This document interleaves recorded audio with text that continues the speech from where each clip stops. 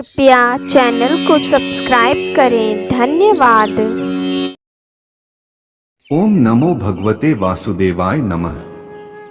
राधे राधे। हरे कृष्णा। प्रिय मित्रों, आप सभी को पुण्य फलदायिनी कामदा एकादशी की हार्दिक शुभकामनाएं।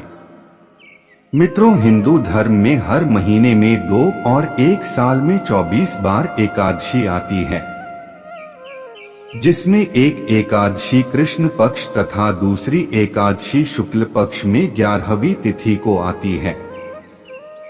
यह तिथि जगत के पालनहार भगवान विष्णु को समर्पित है। इसी प्रकार से चैत्र माह के शुक्ल पक्ष की एकादशी को कामदा एकादशी के नाम से जाना जाता है। धार्मिक मान्यता के अनुसार एकादशी पर भगवान विष्णु और मां लक्ष्मी की पूजा का विधान है। कामदा एकादशी पर विधिपूर्वक पूजा करने से लोगों को जीवन के सभी दुख और संकट से छुटकारा मिल जाता है, साथ ही सुख, शांति, समृद्धि और वैभव की प्राप्ति होती है। पद्म पुराण के अनुसार कामदा एकादशी का व्रत करने से ब्रह्म हत्या और अनजाने में किए हुए सभी पापों से मुक्ति मिलती है। यह एकादशी पिशाचत्व आदि दोषों का भी नाश करने वाली है। कामदा एकादशी का व्रत करने और कथा सुनने से वाजपेय यज्ञ का पुण्य मिलता है। तो चलिए मित्रों, प्रभु श्री लक्ष्मी नारायण जी के चरण कमलों का ध्यान करते हुए सुनते हैं कामदा एकादशी की पावन कथा। प्राचीन समय की बात है। धर्मराज युधिष्ठिर कहने लगे कि हे भगवान, मैं आपको कोटि कोटि नमस्कार करता हूँ। आप कृपा करके चैत्र शुक्ल एकादशी का महात्म्य कहिए। श्री कृष्ण कहने लगे कि हे धर्मराज, यही प्रश्न एक समय राजा दिलीप ने गुरु वशिष्ठ जी से किया था, और जो समाधान उन्होंने किया वो सब मैं तुमसे कहता हूँ। पर राजन, तुम कथा को प्रसन्न चित्त होकर सुनना और कथा को पूरा सुनना, क्योंकि अधूरा ज्ञान किसी काम का नहीं होता। युधिष्ठिर कहते हैं, हे प्रभु, मैं पूरी कथा को मन लगाकर सुनूंगा, आप कथा प्रारंभ करें। श्री कृष्ण कहते हैं, प्राचीन काल में भोगीपुर नामक एक नगर था। वहां पर अनेक ऐश्वर्यों से युक्त पुंडरीक नाम का एक राजा राज्य करता था। भोगीपुर नगर में अनेक अप्सरा, किन्नर तथा गंधर्व वास करते थे। उनमें से एक जगह ललिता और ललित नाम के 2 स्त्री पुरुष अत्यंत वैभवशाली घर में निवास करते थे। उन दोनों में अत्यंत स्नेह था, यहाँ तक कि अलग अलग हो जाने पर दोनों व्याकुल हो जाते थे। एक समय पुंडरीक की सभा में अन्य गंधर्वों सहित ललित भी गान कर रहा था। गाते गाते उसको अपनी प्रिय ललिता का ध्यान आ गया और उसका स्वर भंग होने के कारण गाने का स्वरूप बिगड़ गया। ललित के मन के भाव जानकर कारकोट नामक नाग ने स्वर भंग होने का कारण राजा से कह दिया। तब पुंडरीक ने क्रोधपूर्वक कहा कि तू मेरे सामने गाता हुआ अपनी स्त्री का स्मरण कर रहा है, अतः तू कच्चा मांस और मनुष्यों को खाने वाला राक्षस बनकर अपने किए कर्म का फल भोग।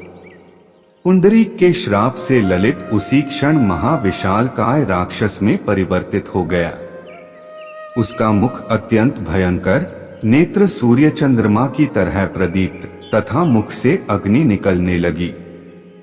उसकी नाक पर्वत की कंदरा के समान विशाल हो गई और गर्दन पर्वत के समान लगने लगी। सिर के बाल पर्वतों पर खड़े वृक्षों के समान लगने लगे तथा भुजाएं अत्यंत लंबी हो गईं। कुल मिलाकर उसका शरीर 8 योजन के विस्तार में हो गया। इस प्रकार राक्षस होकर वह अनेक प्रकार के दुख भोगने लगा। जब उसकी प्रियतमा ललिता को यह वृत्तांत मालूम हुआ तो उसे अत्यंत खेद हुआ और वह अपने पति के उद्धार का यत्न सोचने लगी। वह राक्षस अनेक प्रकार के घोर दुख सहता हुआ घने वनों में रहने लगा। उसकी स्त्री उसके पीछे पीछे जाती और विलाप करती रहती। एक बार ललिता अपने पति के पीछे घूमती घूमती विंध्याचल पर्वत पर पहुंच गई, जहां पर श्रृंगी ऋषि का आश्रम था। ललिता शीघ्र ही श्रृंगी ऋषि के आश्रम में गई और वहां जाकर विनीत भाव से प्रार्थना करने लगी। उसे देखकर श्रृंगी ऋषि बोले कि हे सुभगे, तुम कौन हो और यहाँ किस लिए आई हो? ललिता बोली कि हे मुने, मेरा नाम ललिता है। मेरा पति राजा पुंडरीक के श्राप से विशालकाय राक्षस हो गया है। इसका मुझको महान दुर्हक है। उसके उद्धार का कोई उपाय बतलाइए। श्रृंगी ऋषि बोले, हे गंधर्व कन्या, अब चैत्र शुक्ल एकादशी आने वाली है, जिसका नाम कामदा एकादशी है। इसका व्रत करने से मनुष्य के सब कार्य सिद्ध होते हैं। यदि तू कामदा एकादशी का व्रत कर उसके पुण्य का फल अपने पति को दे तो वह शीघ्र ही राक्षस योनि से मुक्त हो जाएगा और राजा का श्राप भी अवश्यमेव शांत हो जाएगा।